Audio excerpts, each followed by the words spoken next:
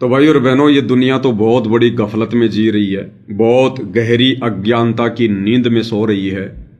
ये दुनिया जागेगी तब तक तो सवेरा हो चुका होगा, आत्माएं सतलोक को जा चुकी होंगी। ये कल की भगवान कबीर परमेश्वर सतगुरु रामपाल जी अपने मिशन को लगभग पूरा कर चुके होंगे। समय से पहले जो चेतना मिली है वो केवल चंद आत्माओं को मिली है। यानी गुरुदेव भगवान ने इस विश्व की अरबों की जनसंख्या में से, खरबों की जनसंख्या में से आप और हम चंद आत्माओं को जो अपनी शरण में लिया है, उन चंद आत्माओं में से भी चंद आत्माओं की ही किस्मत जागी है जिन्होंने गुरु रूप में आए हुए परमेश्वर की पहचान की है। और जब ये कबीर परमात्मा धरती पर सशरीर सतगुरु रूप में प्रकट होते हैं, लीला करते हैं परमात्मा, उस समय इनको पहचान पाना सबसे बड़ा महाभारत है, सबसे बड़ा महाभारत। और ये भाई और बहनों तभी संभव है जब वर्तमान की मर्यादित भक्ति के साथ साथ हमारे पूर्व जन्म जन्मांतरों के शुभ संस्कार भी ढेर सारे होंगे। परमेश्वर अपनी एक वाणी में कहते हैं कि पुण्य पुंज बिना मिले न संता, पुण्य पुंज बिना मिले न संता। यानी जन्म जन्मांतरों के पुण्यों के पुंज यानी ढेर समूह जब तक जीव के इकट्ठे नहीं होते हैं तब तक उसे पूर्ण संत नहीं मिलता, सतगुरु नहीं मिलता। और सतगुरु अगर मिल भी गया तो फिर वो उसकी पहचान नहीं कर पाएगा, भक्ति को हल्के में ले लेगा, गुरु को हल्के में ले लेगा, मर्यादाओं को हल्के में ले लेगा और अपना अनमोल समय वो यूं ही व्यतीत कर जाएगा। तो वर्तमान में सारी की सारी जो रजा है, जो दया है, गुरुदेव भगवान की शरण में आना, शरण में आकर उनको परमेश्वर के रूप में जानना, पहचानना। और मात्र पहचानने से बात नहीं बनती कि हमारे गुरुजी परमात्मा है, हमारे गुरुजी कबीर जी हैं। ये तो सभी कहते हैं। ये जितने भी काल के द्वारा भेजे गए संत हैं, जितने भी पंथ चल रहे हैं, उनमें जो धर्म गुरु हैं या अन्य जितने भी ये आचार्य, शंकराचार्य, मंडलेश्वर हैं, आप कभी उनके भक्तों से मिलना, वो भी अपने गुरुजी के बारे में यही कहेंगे, सतगुरुदेव भगवान, सतगुरुदेव भगवान, हमारे गुरुजी परमात्मा हैं, भगवान हैं। मात्र कहने से बात नहीं बनती भाई और बहनों। हमने फिर अपने गुरुदेव के साथ में परमेश्वर वाली क्रिया करनी पड़ेगी। अगर परमेश्वर कह रहे हैं तो परमेश्वर मानकर हमने परमेश्वर वाली आध्यात्मिक भक्ति क्रियाएं भी करनी पड़ेंगी। अगर गुरु को भगवान मान लिया तो फिर आरती किसके आगे उतारी जाती है। आज से पहले हम इन पत्थरों को, बेजुबानों को भगवान मानकर आरतियां उतार रहे थे, मंदिरों में जाकर, अन्य जगहों पर जाकर। अब यदि हमें पता चल गया कि हमारे गुरुदेव ही वो भगवान हैं, इनके अलावा तो दूसरा कोई भगवान सृष्टि में होता ही नहीं, तो फिर आरती किसकी उतारोगे? क्या आरती नहीं उतारोगे? और गुरुदेव ने अपना आदेश भी दे दिया है संध्या आरती की शुरुआत में, पहली आरती हरि दरबारे, तेज पुंज जहां प्राण उधारे, पांति पंच पोहप कर पूजा, देव निरंजन और न दूजा। फिर आपने गुरुदेव भगवान की आरती भी उतारनी पड़ेगी, उनको प्रसन्न भी करना पड़ेगा यदि आपने ग्रेस मार्क लेने हैं तो। फिर आपने उनको भोग भी लगाना पड़ेगा, गीता अध्याय 3 श्लोक 13 के अनुसार, कि जो व्यक्ति परमात्मा को भोग लगाए बिना अन्न पकाते हैं या खाते हैं वो तो समझो पाप खा रहे हैं। तो फिर आपने गुरुदेव भगवान को विधिवत भोग की आरती के साथ में भोग लगाना पड़ेगा। खाली अन्नदेव की आरती से बात नहीं बनेगी। गरीब सुख देना, दुख मेटना, ताजा राखे तन, सुरते तिसों खुश किए, नमस्कार तो है अन्न, ये 5-7 लाइन बोलने से काम नहीं चलेगी। फिर आपने विधिवत भोग लगाना पड़ेगा, विधिवत। आज लग्या साहिब को भोग दीन के टुकड़े पानी का, कोई जग्या पुरबला भाग सफल हुआ दिन जिंदगानी का। टोटल 42 मिनट की आरती है ये आरती आपको वेदों में नहीं मिलेगी, गीता में नहीं मिलेगी।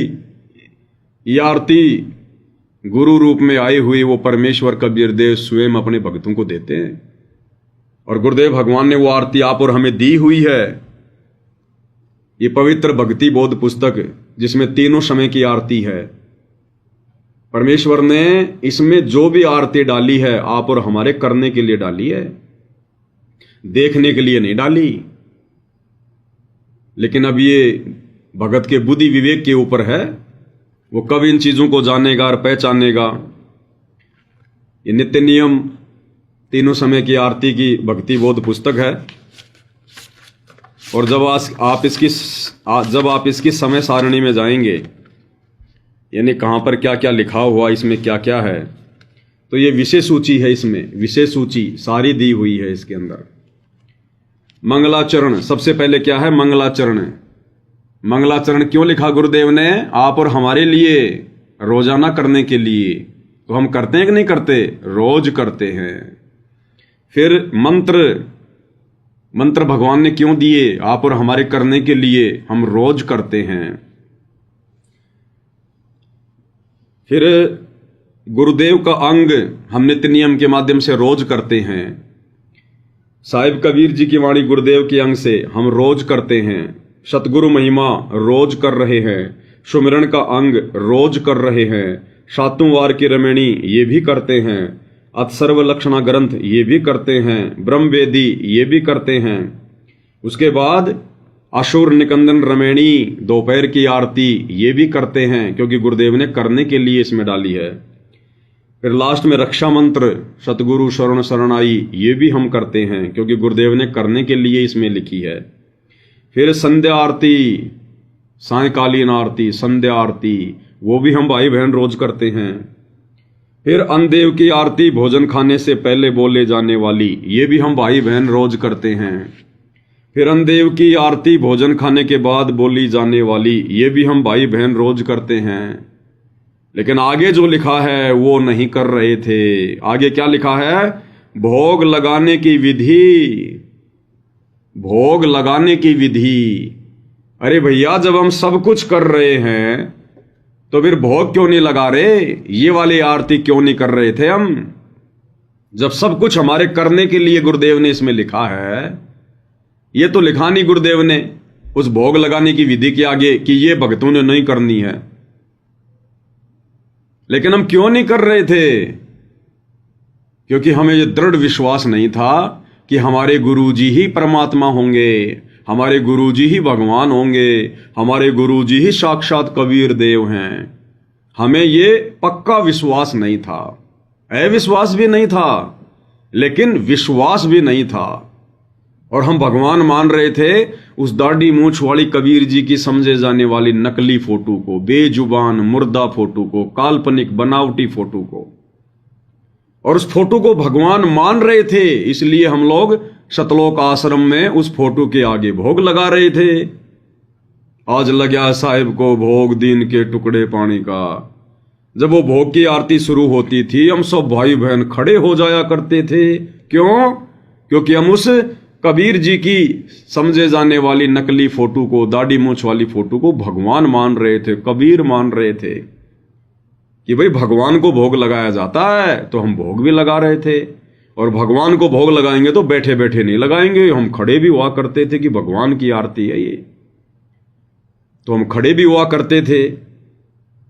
और बाकी तीनों समय की आरती हम बैठे बैठे किया करते थे, क्योंकि हम गुरुजी को गुरुजी मान रहे थे। हम गुरुजी को कबीर जी नहीं मान रहे थे, भगवान नहीं मान रहे थे, परमात्मा नहीं मान रहे थे। अगर मानते तो तीनों समय की आरती के समय भी हम खड़े होके करते कि भगवान की आरती है। जब पहले हम इन पत्थरों के आगे मंदिरों में खड़े हो के आरती किया करते थे, तो आज तो हमें गुरु रूप में साक्षात परमात्मा मिल गए, सत्यनारायण मिल गया। फिर आज बैठे बैठे क्यों करें? ये बात अलग है अगर किसी को कोई शारीरिक दिक्कत है, प्रॉब्लम है, कोई प्रेग्नेंट है, कोई एक्सीडेंटल है, कोई हैंडीकैप है, तो चाहे बैठ के कर लो, लेट के कर लो, कोई दिक्कत नहीं। लेकिन हम भी सही हैं, तो फिर हम खड़े होकर आरती क्यों नहीं कर रहे थे? क्योंकि आज से पहले, साध संगति से जुड़ने से पहले, हम अपने गुरुदेव को केवल मानुष मान रहे थे, मां के गर्भ से जन्म लिया हुआ मान रहे थे, अपने जैसा मान रहे थे। इसलिए ना तो हम तीनों समय की आरती खड़े होके कर रहे थे, और ना हम अपने गुरुजी को भोग लगा रहे थे। जो भोग लगाने की विधि परमेश्वर ने हमें शुरुआत से ही इस भक्ति बोध पुस्तक में डालकर दी हुई है।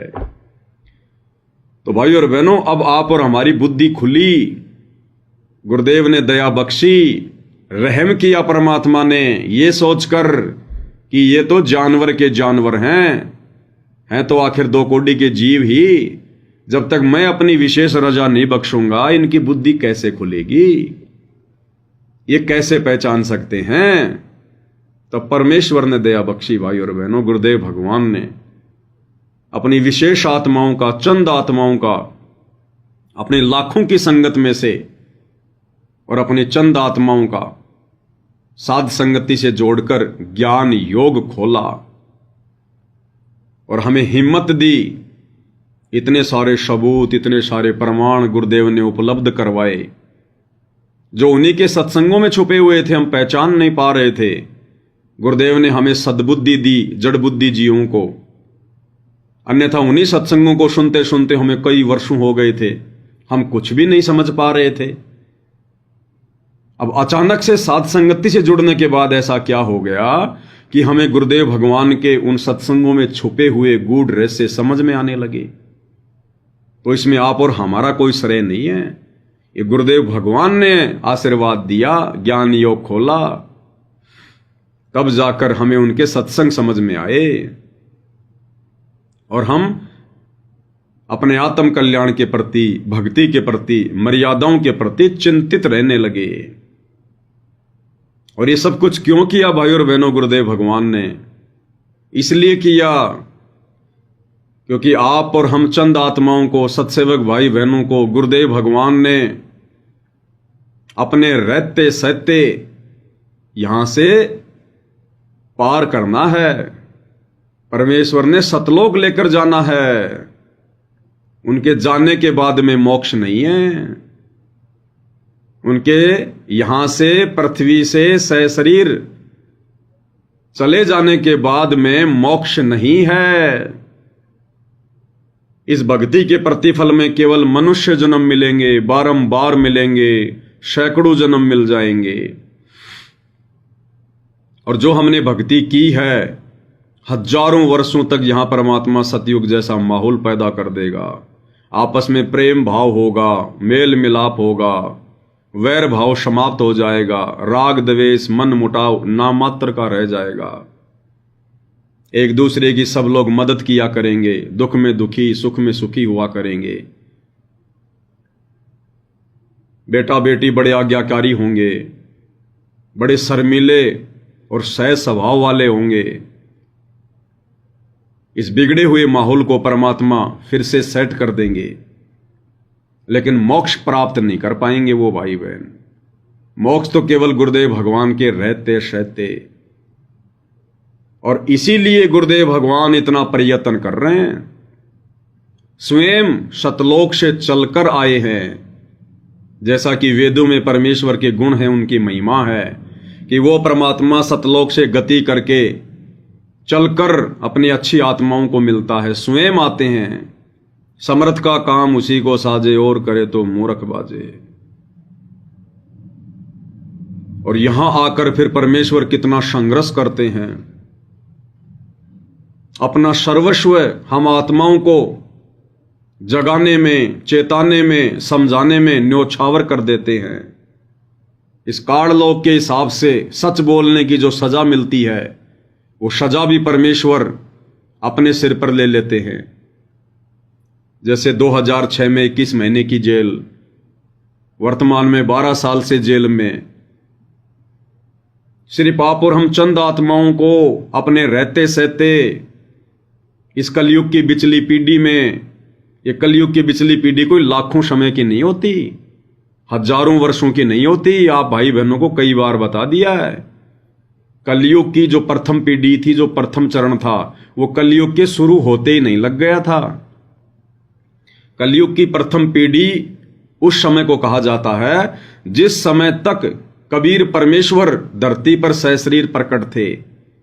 यानी सन 1398 में लहरतरा तालाब पर कमल के फूल पर जब परमेश्वर शिशु रूप में प्रकट हुए, उस दिन से लेकर और जिस दिन वो मगर से सशरीर अपनी लीला पूरी करके गए 1518, केवल वो अंतिम दिन था कलयुग की प्रथम पीढ़ी का।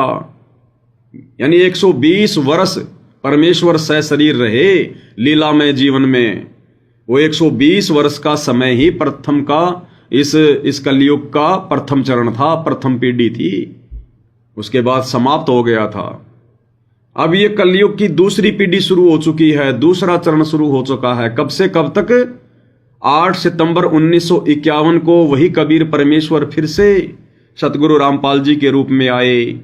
सतगुरु दिल्ली मंडल आईसी, सूती धरनी सूम जगाईसी। तो 8 सितंबर 1951 से लेकर और जब तक सतगुरुदेव भगवान के पावन चरण कमल इस पृथ्वी पर रहेंगे, यानी जिस दिन गुरुदेव भगवान अपनी लीला पूरी करके सह शरीर सतलोक को गमन करेंगे, वो अंतिम दिन होगा कलयुग की दूसरी पीढ़ी का, इस बिचली पीढ़ी का दूसरे चरण का।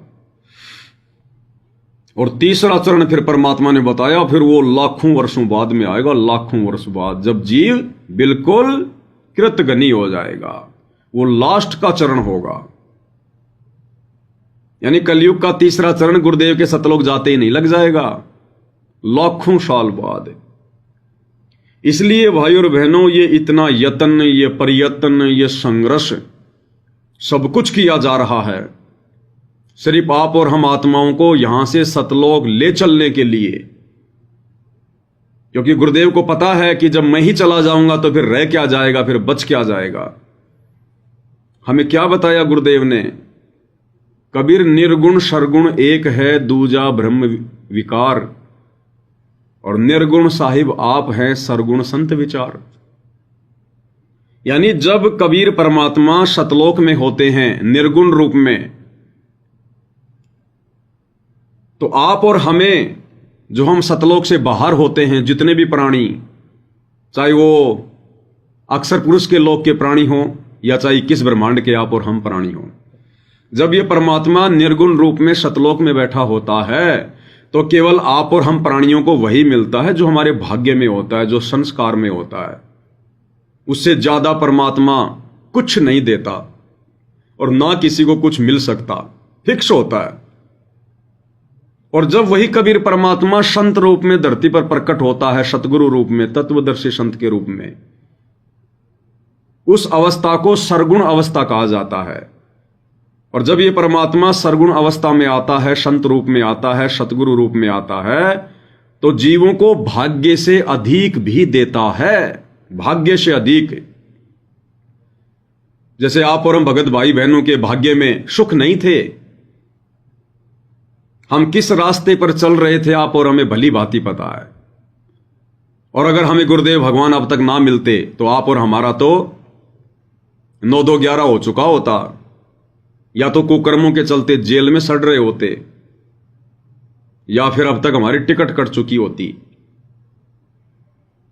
लेकिन सरगुण अवस्था में कबीर परमेश्वर संत रूप में आए, सतगुरु रूप में आए, सतगुरु रामपाल जी के रूप में आए, और आप और हमें भाग्य से अधिक दिया, हमें अपनी शरण में लिया। ना जाने हम कौन से ब्रह्मांड में पड़े थे, राजा महाराजा बन के, या कहां पड़े हुए थे। वहां से परमात्मा ने हमारा शरीर छुटवाया और पृथ्वी पर मनुष्य शरीर दिया, क्योंकि मोक्ष केवल इस पृथ्वी पर ही हो सकता है, मनुष्य योनि में।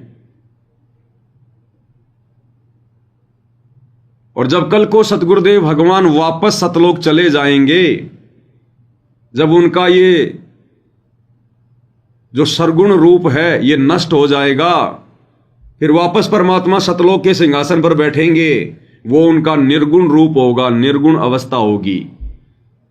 बताओ, जब परमात्मा वापस सतलोक चले जाएंगे, निर्गुण अवस्था में आ जाएंगे, फिर आप और हमें क्या मिलेगा यहां पर? फिर हमें भाग्य से अधिक कौन देगा? फिर हमें मोक्ष कौन देगा? नहीं दे सकते फिर, क्योंकि फिर हमें वही मिलेगा जो फिर हमारे भाग्य में परमात्मा लिख कर चले जाएंगे। मोक्ष के लिए परमात्मा को स्वयं पृथ्वी पर आना पड़ता है, स्वयं धरती पर आना पड़ता है। इसलिए भाई और बहनों, गुरुदेव भगवान सन 1994 से ये अथक प्रयत्न कर रहे हैं। उन्होंने दिन देखा ना रात देखी, रात को कभी 2 बजे सोए, कभी 3 बजे सोए। और हमने तो कभी गुरुदेव भगवान को, जब सतलोक आश्रम बरवाड़ा में जाते थे, हमने तो कभी परमेश्वर को निंद्रा में देखा ही नहीं। क्या रूटीन होता था जब हम 3 दिन रुका करते थे वहां पर सत्संग के लिए। हम लोग जाया करते थे, शाम को 6 बजे जयपुर से गाड़ी चलती है हिसार के लिए, सुबह 4:30 बजे हिसार पहुंचा देती। हिसार से हम लोग जाते बसों में बैठकर या ट्रेन में बैठकर बरवाला रेलवे स्टेशन पर परमात्मा ने बसों की व्यवस्था की हुई थी। बस में बैठ जाते थे, बस चलते ही मंगलाचरण शुरू कर देते थे। मंगलाचरण खत्म होता इतने में सतलोक आश्रम बरवाड़ा आ जाता, क्योंकि बरवाड़ा रेलवे स्टेशन से 3-4 किलोमीटर है। जाते थे, हाथ मुंह धोया करते थे, दंडवत किया करते थे, नाश्ता पानी किया करते थे, चाय वाय पिया करते थे। 24 घंटे वहां पर भोजन की व्यवस्था थी, कभी भी किसी भी समय भोजन खाइए। जिस समय तीनों समय की आरती होती थी उस समय भोजन भंडारा परमात्मा बंद करवा दिया करते थे, बाकी हर समय वहां पर भोजन की व्यवस्था होती थी।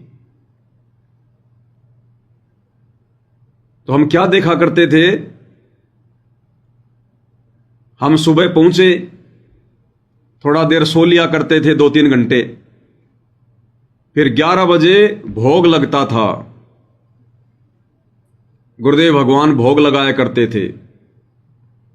भोग लगने के बाद फिर गुरुदेव सत्संग करने बैठ जाया करते थे, और कभी 2.5 घंटे, कभी 3 घंटे, कभी 3.5 घंटे गुरुदेव भगवान सामने बैठकर प्रत्यक्ष सत्संग किया करते थे सतलोक आश्रम बरवाड़ा में। लगभग 1 या 1:30 बजे तक सत्संग चलता था, 2 बज जाते थे, और जैसे ही गुरुदेव भगवान सत्संग से फ्री होते थे हम लोग आराम करने लग जाते थे या आपस में कोई बातचीत करने लग जाया करते थे। ज्ञान की कोई विशेष चर्चा नहीं होती थी, क्योंकि उस समय आत्माएं ये साथ संगति इन सब चीजों से अपरिचित थी, किसी को पता ही नहीं साथ संगति क्या होती है। हाँ, आपस की बातचीत कर लिया करते थे, भगत जी तुम कहां से आए हो, कैसे आए हो, हैं, कोई रिश्तेदारियों की बात कर लेते थे, लेकिन ये परमात्मा वाली चर्चा बहुत ही कम चला करती थी, बहुत ही कम। फिर शाम को 4 बजे अनाउंसमेंट होता था कि जिन जिन आत्माओं को सतगुरुदेव जी के दर्शन करने हैं वो कृपया लाइन लगा लें। तो दौड़ दौड़ के हम लोग लाइन में लग जाया करते थे, सांप की तरह लंबी लाइन लग जाती थी। फिर गुरुदेव भगवान आते थे सत्संग आशीर्वाद देने के लिए, और परमात्मा क्या करते थे, देखो भाई और बहनों, आज तक हमने जितने भी ये नकली धर्मगुरु देखे हैं ये बैठे बैठे आशीर्वाद दिया करते हैं, बैठे बैठे एक जगह बैठ जाएंगे ये राजा बाबू बनके, और भगत बेचारे आएंगे जाएंगे, आएंगे जाएंगे, धो खाते रहेंगे। और गुरुदेव भगवान क्या करते थे, परमात्मा ने लगभग कम से कम 70 या 80 मीटर लंबा, जैसे एक दीवार होती है ना, यूं दीवार होती है, यूं लगभग 70-80 मीटर लंबी परमात्मा ने दीवार बनवा रखी थी, और उसको 2 भागों में बांट रखा था। एक तरफ तो माता बहनें हो जाती थी खड़ी उस दीवार के यूं हाथ लगा के, और दीवार की ऊंचाई लगभग 3.5 फीट, ताकि आराम से भगत अपने हाथ वगैरह टेक सके। देखो कितनी चिंता गुरुदेव भगवान को। और उस दीवार के ऊपर भी परमात्मा ने फोम लगवा दिए, फोम, ताकि मेरे बच्चों के हाथों को ज्यादा कोई कष्ट ना हो, कोई दिक्कत ना हो, दुखी ना हो ये आत्माएं। और हम लोग यूं खड़े हो जाया करते थे हाथ टेक के। और गुरुदेव भगवान क्या करते थे, भगत भाइयों की तरफ से सबसे पहले लास्ट में जाते थे गुरुदेव भगवान। हम भगत तो खड़े हैं और भगवान हमारे को आशीर्वाद देने के लिए चल रहे हैं। भगत भाइयों की तरफ जाते गुरुदेव भगवान लास्ट में, वहां से करते शुरू। भगत सब यूं खड़े हैं और गुरुदेव भगवान सबको आशीर्वाद देते देते प्रत्येक के सिर पर गुरुदेव भगवान हाथ रखते, प्रत्येक के यूं। फिर माता बहनों की तरफ जाते गुरुदेव, फिर वापस आते गुरुदेव भगवान उधर से। तो कम से कम भाई और बहनों 2 घंटे ऐसा चलता, यानी 2 घंटे तक गुरुदेव भगवान आप और हम नीचों को खुद चल चल के आशीर्वाद दिया करते थे, चल चल के। और 2 घंटे हाथ यूं ही रहता था गुरुदेव का, यूं ही। आप और हम जरा 1 घंटे तो यूं करके दिखा दें, नसें तन जाएंगी। 2 घंटे परमात्मा आशीर्वाद देते थे। 6 साढ़े 6 बज जाया करते थे। इतने में संध्या आरती का समय हो जाता था। फिर भगत भाई संध्या आरती किया करते थे। संध्या आरती के बाद में फिर भंडारा लेने के लिए चले जाया करते थे। 2-2.5 घंटे भंडारा चलता था। फिर रात को 9 साढ़े 9 बजे गुरुदेव भगवान सत्संग करने के लिए आ जाते थे। बैठ जाते थे परमात्मा। रात को 12 साढ़े 12 12 साढ़े 12 1 बजे तक गुरुदेव सत्संग करते थे। सत्संग से फ्री होने के बाद में जस्ट आधा घंटे बाद में अनाउंसमेंट होता था, जिन जिन भगत भाई बहनों को गुरुदेव भगवान की चरण सेवा लेनी है या गुरुदेव भगवान का आशीर्वाद लेना है, वो लाइन लगा लो। फिर से वही लाइन लग जाती आशीर्वाद की। फिर गुरुदेव भगवान सबको आशीर्वाद दिया करते। आशीर्वाद देने के बाद में फिर रात्रि में फिर आवाज आती कि जिन जिन भगत भाई बहनों की चरण सेवा है वो चरण सेवा ले लो। फिर चरण सेवा में लग जाते थे। जिसका नंबर आया उसका सौभाग्य। रात को 2:30-3 बजे तक फिर ये चलता रहता था। और फिर सुबह 5 बजे गुरुदेव भगवान फिर नित्य नियम में आ जाते थे। और फिर 6-7 बजे के आसपास गुरुदेव फिर आशीर्वाद देने लग जाया करते थे। यानी हमने तो तीनों दिन यही सब कुछ देखा। हमने कभी भी गुरुदेव भगवान को 1 सेकंड भी विश्राम करते हुए या नींद लेते हुए नहीं देखा। और बिल्कुल खिलखिलाता चेहरा, चेहरे पर वो चमक, वो मुस्कान। अवदास तो अपनी कह सकता है, दूसरों का क्या पता। जब हम यूं दीवार पे हाथ लगा के बैठे वो जो है वो खड़े रहा करते थे कि भाई गुरुजी कहां से आ रहे हैं, गुरुजी कहां से आ रहे हैं। तो गुरुजी उधर से आते लास्ट से। तो जब गुरुजी दूर होते तब तो हम गुरुजी के चेहरे की तरफ यूं देख लिया करते थे। और जैसे ही गुरुजी 8 या 10 फुट की दूरी पर होते कि भाई गुरुजी आ रहे हैं, ऑटोमेटिक गुरुदेव के चेहरे से नजर हट जाती थी। हिम्मत ही नहीं होती थी गुरुदेव के चेहरे की तरफ देखने की। इतनी चमक, इतना नूर, इतनी आभा, इतना ओरा। हिम्मत ही नहीं पड़ती थी। जैसे दिन में आदमी सूरज को देख नहीं सकता, ऑटोमेटिक उसकी आंखें बंद हो जाती हैं। तो ऐसे ही फिर गुरुदेव भगवान के चरणों में नजर लग जाती थी। चरणों में, जब गुरुदेव 8-10 फीट दूर होते थे, चरणों में नजर लग जाया करती थी। और जब नजदीक आते थे उस समय तो यूं हो जाते थे, बिल्कुल हाथ जोड़ के नीचे गर्दन करके, और परमात्मा आशीर्वाद दे के आगे निकल जाया करते थे। तो हमने कभी भी गुरुदेव भगवान को विश्राम करते हुए नहीं देखा, क्योंकि ये भगवान विश्राम करने आता ही नहीं भाई और बहनों। ये तो केवल एक लोक दिखावे में एक मनुष्य की तरह परमेश्वर लीला करते हुए हल्का फुल्का सोने की, विश्राम करने की, भोजन खाने की, परमेश्वर इस प्रकार की लीलाएं करते हैं। बाथरूम में जाने की, गटर में जाने की। अन्यथा ये परमेश्वर है भाई और बहनों, शब्द स्वरूपी राम है। इनके तो नूर के अंग हैं। इनके शरीर में आप और हमारी तरह ये हाड़, चाम, मांस, थूक, लार, टट्टी, पेशाब, ये गंध नहीं भरी है, ये कबाड़ नहीं है। परमात्मा कहते हैं, हाड़ चाम लहू ना मेरे, कोई जाने सतनाम उपासी, और तारण तरण अभय पद दाता, मैं हूं कबीर अविनाशी।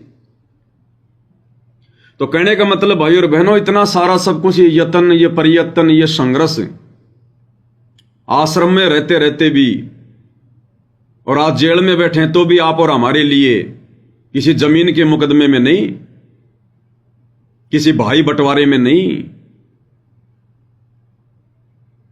केवल आप और हमारे लिए, हमारे आत्म कल्याण के लिए। और जेल में बैठकर भी गुरुदेव भगवान नित्य संदेशा दे रहे हैं। 1-1 घंटे के सत्संग भेज रहे हैं, विशेष संदेश। और अन्य छोटी मोटी बातों के लिए तो इन आश्रमों में आए दिन वीडियो कॉल, ऑडियो वगैरह आती रहती हैं। यानी जेल में बैठकर भी परमेश्वर को विश्राम नहीं, उनको आराम नहीं। क्यों? अपने धरती पर रहते सहते जिन आत्माओं के लिए परमात्मा सतलोक से गति कर कर आए हैं, उन आत्माओं को सतलोक में बैठाने के लिए इतना सब कुछ प्रयत्न हो रहा है। अब सोचो, कल को जब गुरुदेव भगवान चले जाएंगे तब कौन करेगा इतना प्रयत्न, कौन करेगा इतना संघर्ष, कौन करेगा छोटी छोटी बातों के लिए आप और हमारे से बातें। कहां से हमें आशीर्वाद मिलेगा, कहां से साक्षात उनका नूरी चेहरा देखकर अपने पाप कर्म काटने का सौभाग्य मिलेगा, कहां से हमारे मन में ये उमंग रहेगी कि आश्रम में जाएंगे तो गुरुजी मिलेंगे, आश्रम में जाएंगे तो गुरुजी मिलेंगे। तो आप और हमारी भी आस्था श्रद्धा धीरे धीरे इनके सतलोक जाने के बाद डाउन होती चली जाएगी, डाउन। इसलिए गुरुदेव के सतलोक जाने के बाद में मोक्ष नहीं है। इसीलिए परमात्मा कहते हैं, समझा है तो सिर धर पांव, बहुर नहीं रे ऐसा दाव। ये मौका लगा है, दाव। बिल्ली के भाग का छिक्का टूटा है, और इसी के चलते आज सब कुछ परमात्मा सात संगतियों के माध्यम से भी अपनी आत्माओं को दृढ़ करवा रहे हैं। ये सारा का सारा जो जोर है गुरुदेव ने केवल इसी समय लगाया, अपने रहते सहते आत्माओं को यहां से पार करने के लिए। और गुरुदेव के इस प्रयत्न को, इस संघर्ष को केवल वही चंद आत्माएं सीरियस लेंगी, समझ पाएंगी, जिनका वास्तव में सतलोक जाने का समय आ चुका है। बाकी तो राजनीति करेंगे, परशुराम की जयंती में जाएंगे, धार्मिक प्रोग्राम में जाएंगे, आन उपासना को बढ़ावा देने के लिए अयोध्या में भंडारे लगाएंगे, कबीर जी को जन्म लिया हुआ मानकर सिरसा में अनाज मंडी में उनकी जयंती मनाने जाएंगे, गुंडों की सीबीआई जांच का समर्थन करके संसार में खुद भी गुंडे कहलाएंगे, 5-5 लाख रुपए चंदे के रूप में देंगे समाज वालों को, अपने कर्म फोड़ने के लिए उनको, पात्रों को। आरक्षणों में जाकर बैठेंगे कि गुरुजी हमें सतलोक नहीं चाहिए, हमें तो यहीं पर आरक्षण चाहिए, हम तो अपने भाइयों के लिए लड़ाई लड़ेंगे, समाज के लिए, हम अपने आत्म कल्याण के लिए लड़ाई नहीं लड़ेंगे। तो भाई और बहनों, ये मौका गुरुदेव ने आप और हमें दिया है, और इसीलिए गुरुदेव ने आप और हमें सद्बुद्धि दी है।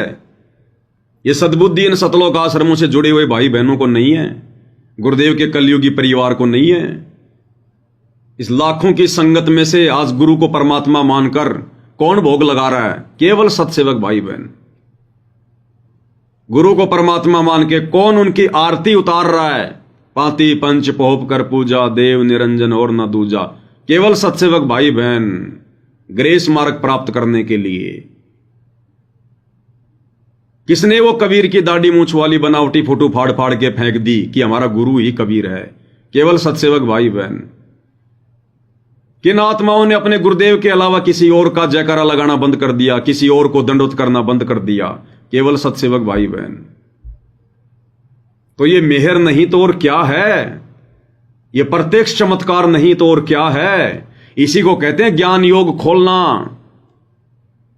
गुरु ने समान रूप से ज्ञान दिया लाखों को, किसी को अलग से कोई ट्यूशन नहीं दिया, कोई कोचिंग नहीं दी। और उन लाखों में जो उनके चरणों में पड़े रहा करते थे 24 घंटे, उनकी भी बुद्धि बंद है। और जिन्होंने अभी तक अपने गुरु के दर्शन भी नहीं किए साक्षात, उनकी सलोनी सूरत भी नहीं देखी, 2014 के बाद में उपदेश ले रहे हैं या फिर संकल्प ले रहे हैं, वो आत्माएं 24 घंटे गुरुदेव के चरणों में पड़े रहने वाले, 20-20 साल से भक्ति करने वाले उन भगत भाई बहनों से भी ज्यादा जागरूक हो गई, आत्म कल्याण के लिए चिंतित बैठी हैं, गुरु को परमात्मा मान लिया। ये इसी को कहते हैं दिव्य दृष्टि खोलना, ज्ञान योग खोलना। गरीब ऐसा सतगुरु हम मिला, ज्ञान योग दिया खोल। और दूसरी तरफ ये आश्रम वाले माया का रस पिया कर हो गए डामा डोल।